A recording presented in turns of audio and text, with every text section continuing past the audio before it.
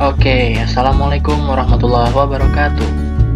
Kembali lagi, masih di channel Stefan Amstrino, di lanjutan video pembelajaran terkait akuntansi. Oke, jadi di video sebelumnya ya, kita sudah belajar tentang perusahaan dagang yang pertama ya. Kita sudah tahu bedanya perusahaan dagang dan perusahaan jasa itu apa, kemudian pendekatan-pendekatannya ya, perpetual, periodik, pencatatannya gitu. Lalu sudah sampai jurnal pembelian ya di video perusahaan dagang 1.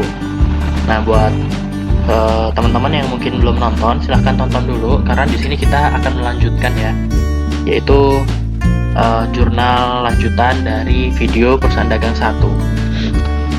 Buat teman-teman yang udah nonton perusahaan dagang 1, silahkan kita lanjut ke materi kita kali ini. Ya, seperti yang aku bilang tadi ya, kerangka materi ini ada 3, yaitu laporan penjualan, jurnal penjualan, lanjutan dari jurnal pembelian kemarin, lalu ada jurnal penyesuaian, dan juga ketiga laporan keuangan perusahaan dagang. Oke, yang pertama, ini transaksinya kurang lebih sama seperti yang kemarin di jurnal pembelian, hanya kita bedakan aja perspektifnya atau sudut pandangnya. Kalau kemarin kita sebagai pelanggan, sekarang kita sebagai penjual. Itu ya.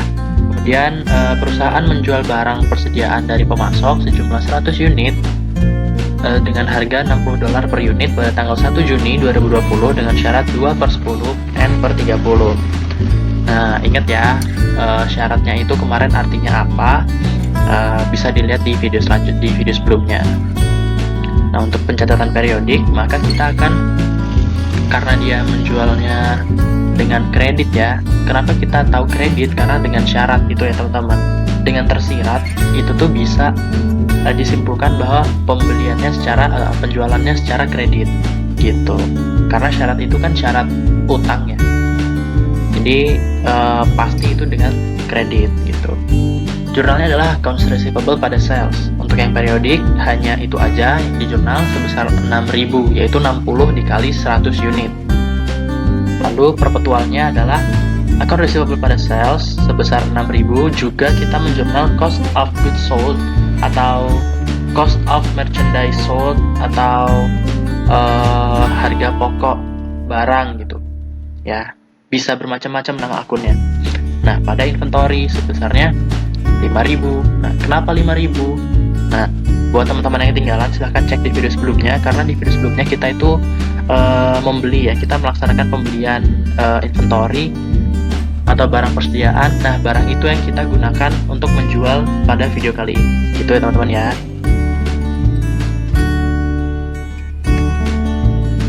Lalu, atas transaksi tanggal 1 Juni 2020 tadi, perusahaan membayar biaya pengiriman senilai 2% dari nilai barang secara tunai menggunakan FOB Destination.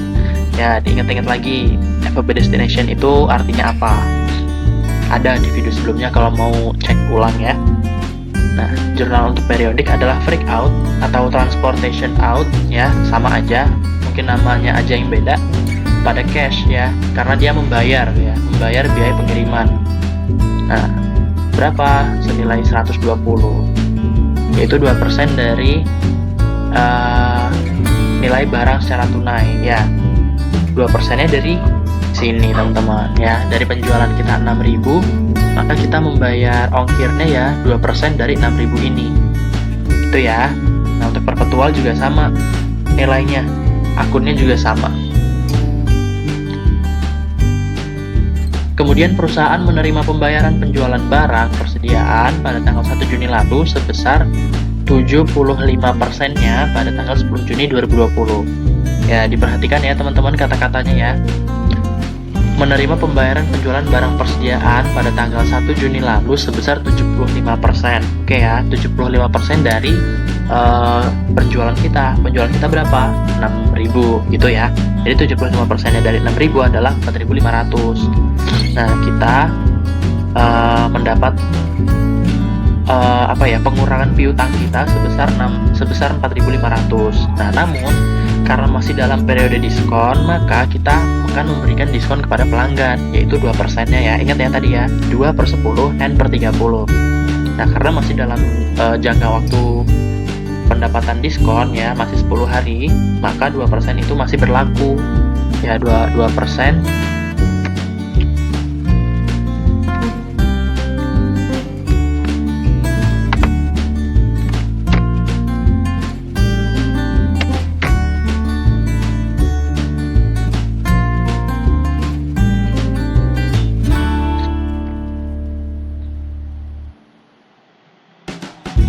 Oke, mohon maaf ya, itu 2% dikali 4.500 ya, karena porsi pelunasannya adalah 4.500, tapi nilainya sama, yaitu 90 ya. Ya, sales diskonnya 90, tetapi perhitungannya adalah 2% dikali 4.500, bukan dikali 6.000. Ya, dikali porsi yang dibayar. Nah, jadi sisanya adalah 4.410. Ya, jadi kas yang masuk ke kita adalah 4.410. Diskonnya ada 90 dan piutang kita berkurang sebesar 4.500. Nah, untuk periodik dan perpetual jurnalnya seperti ini ya teman-teman. Jurnalnya sama, nggak ada bedanya.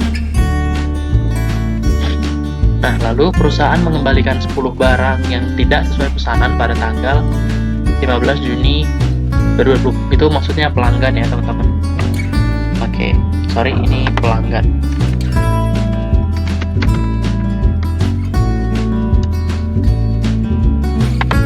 Jadi pelanggan mengembalikan 10 barang yang tidak sesuai pesanan pada tanggal 15 Juni 2020. Untuk periodik, jurnalnya adalah sales return and allowance pada accounts receivable. Ya, piutang kita berkurang karena kita nggak berhak lagi untuk menagih karena barangnya dipulangin ke kita. Nah, gitu ya. Sejumlah 10 barang, 10 unit dikali 60 harganya ya, $60. Tadi kita jual kan $60. Kemudian 10 unit, jadi 600. Untuk yang perpetual, ada tambahan jurnal yaitu inventory pada cost of goods sold. Ya, karena tadi kita menjual kan sudah menjurnal cost of goods sold pada inventory ya. Nah, makanya kita balik lagi karena barangnya kembali ke kita kan. Jadi inventory kita bertambah lagi, cost of goods sold kita berkurang. Ya, sebesar 10-nya 10 unit yang dikembalikan dikali harga beli kita, yaitu $50. Nah, dibedakan ya antara sales dengan COGS. Kalau sales itu ya harga kita jualnya. Nah, kalau COGS itu harga kita belinya. Ya, itu bedanya. Nanti hasilnya akan menghasilkan keuntungan, teman-teman. Ya kan, kita menjual 60, kita belinya 50, keuntungannya 10. Yaitu di perhitungan income statement. Ya, jadi seperti itu. Lalu pada tanggal 20 Juni 2020 pelanggan melunasi utangnya. Ya, ingat ya teman-teman, selain 4.500 pelunasan tadi, ada pengembalian barang ya senilai 600 tadi ya, ingat-ingat ya. Jadi perlu kita kurangin juga. Nah, harga jual kita tadi 6.000 dikurangi yang udah dilunasi 4.500 sama pengurangan sales return tadi ya 600. Jadi hasilnya adalah 900. Jurnalnya sama, periodik dan perpetual. Lalu kita masuk ke jurnal penyesuaian, teman-teman. Persediaan atau inventory yang disesuaikan yaitu melalui stock opnam atau cek fisik ke gudang. Ya. Jadi penyesuaiannya itu berdasarkan kita cek ke gudang gitu, ada berapa gitu. Ini kalau yang periodik ya. Jadi contohnya 1 Januari perusahaan membeli inventory 1000 unit menggunakan pencatatan periodik. Di akhir tahun yaitu 31 Desember setelah melakukan cek fisik ternyata tersisa 20 unit di gudang. Nah, kalau kita coba itu menggunakan T-account ya, 1 Januari jumlahnya 1000 ya di awal, kemudian di akhir ternyata dicek ada 20 sisanya. Nah, maka yang kita jual atau inventory kita berkurang sebesar berapa? Ya, tinggal kurang aja 1000 dikurang 20 sama dengan 9.980. Ya, artinya kita menjual barang sejumlah 980 unit. Itu ya teman-teman ya. Biar mudahnya sih pakai T-account aja kayak gini. Jadi udah gampang untuk kita analisisnya. Nah, lalu untuk yang perpetual seperti ini contohnya. 31 Desember, buku besar perusahaan mencatat ada 25 unit di gudang. Setelah melakukan cek fisik, ternyata tersisa 20 unit di gudang. Nah, kalau perpetual tadi kan inventory akan kita jurnal setiap penjualan ya. Setiap pengembalian barang, setiap penjualan barang itu selalu kita catat, selalu kita keluarkan dari buku kita. Nah, setelah kita jual tadi, dapatlah kita saldo di buku besar atau di account deh ya, di account itu 25. Nah, setelah kita cek ke gudang ternyata 20. Nah, selisih 5 nih ternyata. Nah, maka 5 unit itu harus disesuaikan, dibebankan ke COGS. Kenapa? Ya, anggapannya kita sudah menjual gitu. Jadi dibebankan ke COGS. Nah, untuk laporan keuangan yang membedakan dengan perusahaan jasa hanyalah income statement-nya aja ya teman-teman. Kalau di perusahaan jasa kan tinggal revenue atau pendapatan bla bla bla bla dikurang expense atau beban bla bla bla bla dah dapat net income. Nah, berbeda dengan perusahaan jasa. Kalau di perusahaan dagang, dia pendapatannya itu berasal dari penjualan, ya kan? Pasti kan dia pendapatan berasal dari penjualan. Nah, jadi unsur-unsurnya adalah yaitu penjualan. Ini aku angkanya misalkan aja ya, ini bukan dari transaksi tadi, ini aku angkanya random asal ya. Nah, misalnya sales sebesar 100.000 ya, dikurangi sales discount dan sales return and allowance ya, jadi sales discount sama sales return allowance. Nah, itu kita dapat net salesnya atau penjualan bersih kita ya. Penjualan kotor tadi dikurangi diskon dan pengembalian penjualan, kita baru dapat penjualan bersih. Nah, kemudian dikurangi COGS-nya, cost of goods sold. Kalau perpetual udah ada saldo cost of goods sold, udah bisa dipastikan ada gitu, jadi tinggal dimasukin aja ke laporan ya. Ada saldo COGS di account atau di buku besar, jadi tinggal masukin ke income statement.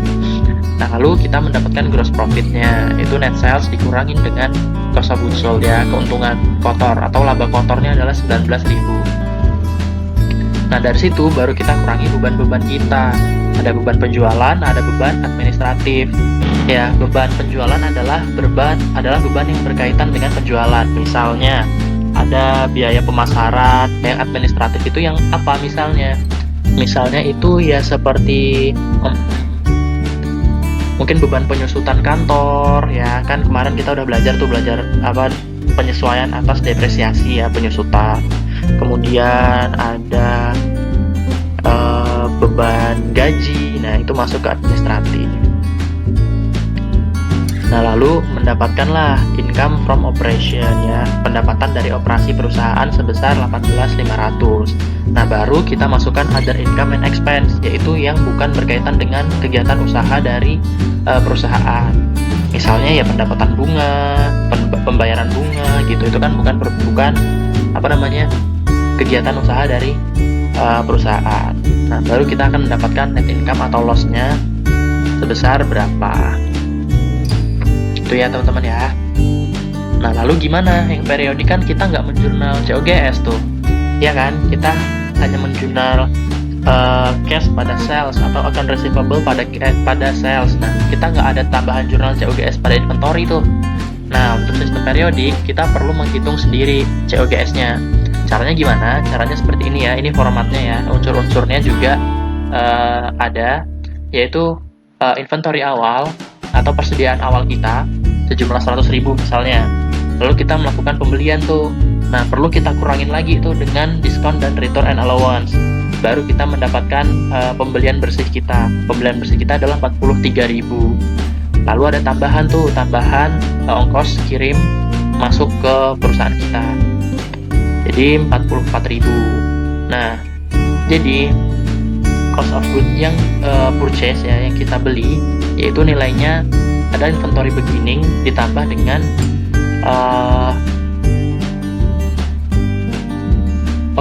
cost of goods purchase itu adalah net purchase ditambah dengan break-in-nya. Nah, jadi kita belinya, biaya kita yang kita gunakan untuk membeli adalah 44.000 gitu.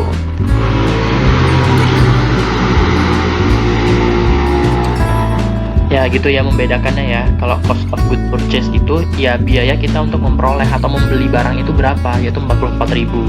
Sedangkan cost of goods available for sale adalah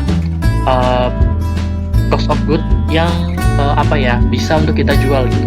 Nah, dari mana ngitungnya? Dari inventory awal ditambah dengan COG purchase. Nah, hasilnya 144.000. Kemudian dikurangi dengan inventory akhir kita.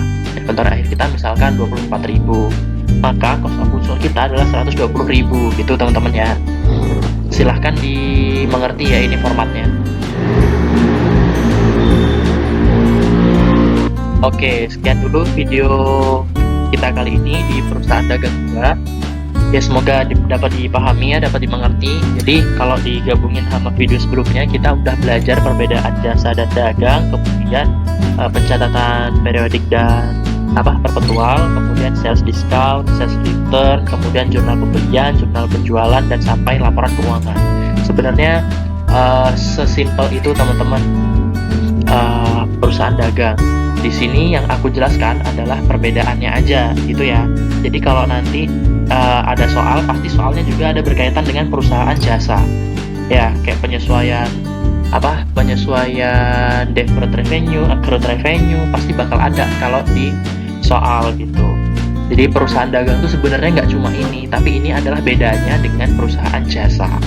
Cukup simpel ya teman-teman perbedaannya. Tapi dalam kasusnya nanti bakal ada berkaitan banyak banget dengan materi-materi dari 9 materi awal aku ya, 9 materi awal di akuntansi perusahaan jasa. Jadi untuk pengetahuannya biar lengkap, tonton video aku dari awal, dari akun 1 sampai dengan perusahaan dagang ini ya, agar nanti saat menemukan soal atau saat ujian atau saat ulangan harian dapat maksimal gitu pemahamannya. Oke, seperti biasa untuk menutup kita ada pantun. Jika jarak sangat jauh, ongkir mahal harus dibayar. Pahami otak, pahami tubuh, istirahatlah agar kembali segar. Oke, gitu ya teman-teman ya. Jangan dipaksakan tubuh kalau misalkan udah capek. Lebih baik istirahat dulu 1 jam atau 2 jam, baru kita belajar lagi, gitu ya. Oke, terima kasih. Jangan lupa untuk follow Instagram aku di Stefan Amsrino. Jangan lupa like juga, subscribe, dan share kalau menurut kalian ini sangat bermanfaat buat teman-teman. Dan sampai jumpa di video selanjutnya. Terima kasih. Wassalamualaikum warahmatullahi wabarakatuh. Dadah.